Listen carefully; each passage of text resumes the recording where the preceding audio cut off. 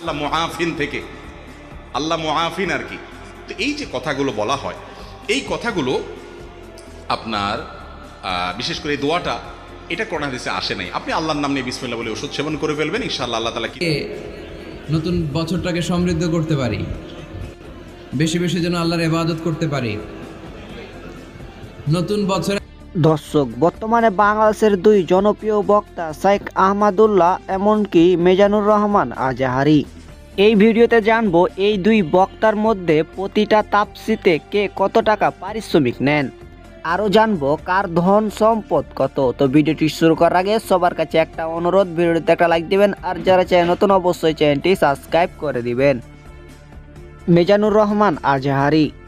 বন্ধুরা, বর্তমানে বাংলাদেশের কিশোরদের জনপ্রিয় বক্তার নাম হচ্ছেন মিজানুর রহমান আজাহারি।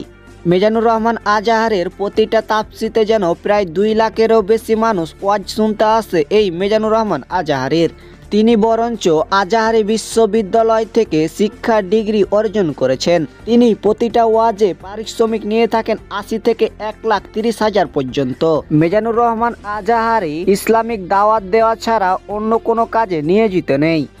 তার মোট সম্পত্তি বাংলাদেশি টাকায় প্রায় 20 কোটিরও বেশি। তো বন্ধুরা, আপনারা কি মিজানুর রহমান আজাহারির ওয়াজ শুনতে ভালোবাসেন কিনা আমাদের কমেন্ট বক্সে জানিয়ে যাবেন। শাইখ আহমদুল্লাহ। বন্ধুরা, বাংলাদেশের এক অন্যতম সেরা ইসলামিক বড় পণ্ডিত হচ্ছেন শাইখ আহমদুল্লাহ। তিনি বরঞ্চ প্রতিটা ওয়াজে ইসলামিক সকল প্রশ্নের উত্তর দিয়ে থাকেন।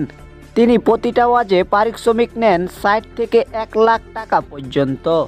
তিনি ইসলামিক দাওয়াত দেওয়ার পাশাপাশি নিজ এলাকায় নিজের কৃষিকাজ করে থাকেন।